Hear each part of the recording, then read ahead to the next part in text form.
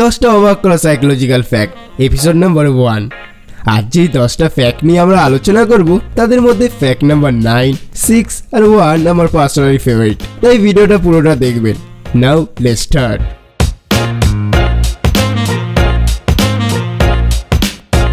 Fact number 10, আপনার কি কোনো এক্স ফ্রেন্ড পুনরায় আপনার ফ্রেন্ড হিসেবে আসতে চাইছে?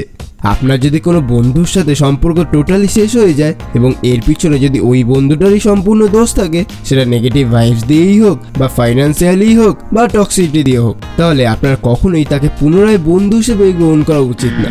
কারণ টক্সিক মানুষ কখনোই ভালো মানুষ হতে পারে না। তাকে যদি আবার আপনি বন্ধু হিসেবে গ্রহণ করেন, তবে আবার সে আপনার পিঠ পিছে বদনাম করবে, আপনার ক্যারেক্টার নষ্ট করার চেষ্টা করবে, সব বিষয়ে অপ্রয়োজনীয় ফাকড আপ ওপিনিয়ন দেবে অ্যান্ড সো অন। মানে যা যা আপনি কল্পনা করতে পারবেন না সেই সমস্ত জিনিসও আপনার সাথে হতে পারে। আর যেই মেন্টাল পিসের জন্য আপনি বন্ধুত্ব নষ্ট করেছিলেন, সেইটাই আবার সে এসে তছনছ করে দিয়ে যাবে। তাই আমি বলবো, প্লিজ নিজের ভালোর কথা ভেবে একটু ভেবে দেখবেন। মনে রাখবেন, একটা সাপ যতবারই তার খোলস ছাড়ুক না কেন, সাপ কিন্তু সাপই থাকে, আর তার বিষ কিন্তু তার মধ্যেই থাকে। ফ্যাক্ট নাম্বার 9, আপনাদের মধ্যে অনেকেই হয়তো স্বপ্নের মধ্যে নিজেকে মরতে দেখেছেন, সেটা ছাদ দিয়ে পড়েই হোক বা অ্যাক্সিডেন্টেই হোক না কেন। কিন্তু অবাক করার বিষয়টি হলো এটাই যে স্বপ্নে আমরা যেই মুহূর্তে মরতে যাব, ঠিক সেই সময় আমরা জেগে যাই। কারণ আমাদের ব্রেইনও জানে না যে মৃত্যুর পর কি হয়। তাই ব্রেনের কাছে কোনো ডেটা না থাকার জন্য ব্রেইনও আমাদের স্বপ্নের মধ্যে ওই বিষয়ে কিছু দেখাতে পারে না। তাই আমাদের তখনই ঘুম ভেঙে যায় ও আমরা হকচকিয়ে উঠি। ফ্যাক্ট নাম্বার 8, যে তোমাকে আনকন্ডিশনালি ভালোবাসছে, একবার যদি তুমি তার ট্রাস্ট ভেঙে দাও, তাহলে সেই মানুষটার কাছে তুমি অবিশ্বাস্য রকমের ঘৃণার পাত্রও হয়ে যেতে পারো। কারণ একটা সুন্দর আয়নাও ভেঙে গেলে ধারালো অস্ত্রে পরিণত হয়। ফ্যাক্ট নাম্বার 7, আজকাল অনেকেরই দেখা যায় যে তারা নাকি রাতে ভালো করে ঘুমোতে পারে না। তাদের ঘুমানোর সময় যতটা যে আননেসেসারি থটসগুলো তাদের মাথার মধ্যে ঘুরপাক খেয়ে থাকে, ও সেটা ভাবতে ভাবতেই তাদের নাকি রাত কেটে যায়।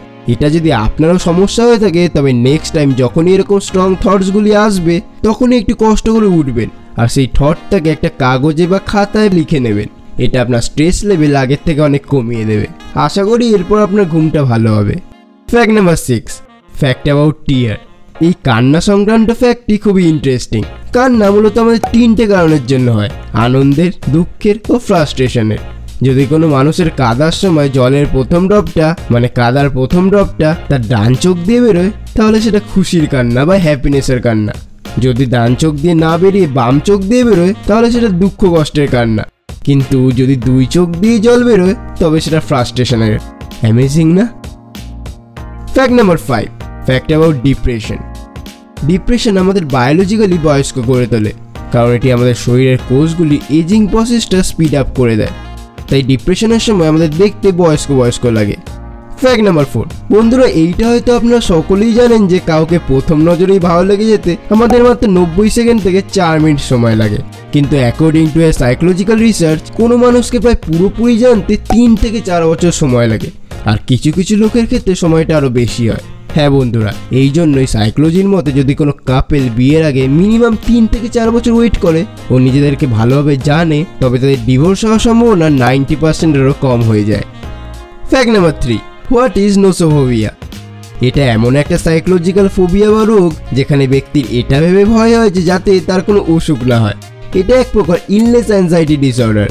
মানে এই ফোবিয়াতে আক্রান্ত মানুষরা সবসময় এতটাই ভয় থাকে যে শরীরে সামান্য চেঞ্জ হলে বা হালকা গা গরম টাইপ সাধারণ কিছু হলেও তারা খুব টেনসড হয়ে পড়ে, ওটা নিয়ে বহুত বেশি সিরিয়াস হয়ে পড়ে।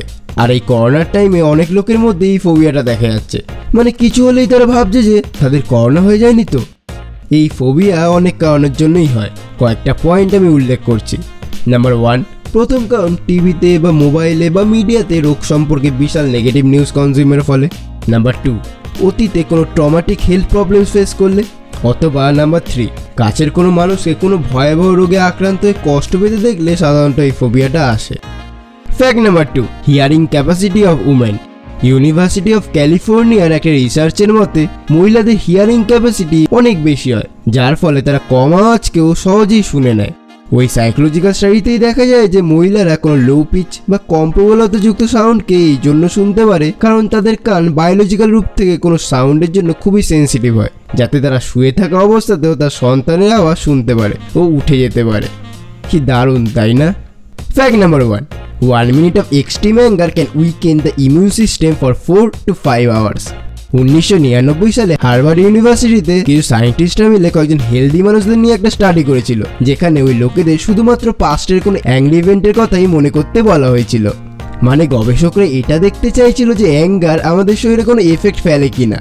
রিসার্চে এটা উঠে আসে যে যখনই তারা তাদের রাগে ভরা অভিজ্ঞতার কথা ভাবছিল, তখন থেকেই তাদের শরীরে অ্যান্টিবডি ইমিউনোগ্লোবিউলিন এর পরিমাণ কমতে থাকছিল, আর প্রায় 5 ঘন্টা সময় অবধি এটার ঘাটতিটা ছিল। আর আপনি যদি ইমিউনোগ্লোবিউলিন এ সম্পর্কে না জানেন, তাহলে জেনে রাখুন যে এটাই আমাদের শরীরকে যে কোনো ধরনের ইনফেকশন থেকে বাঁচাতে সেলের ফার্স্ট লাইন অফ ডিফেন্স হিসেবে কাজ করে।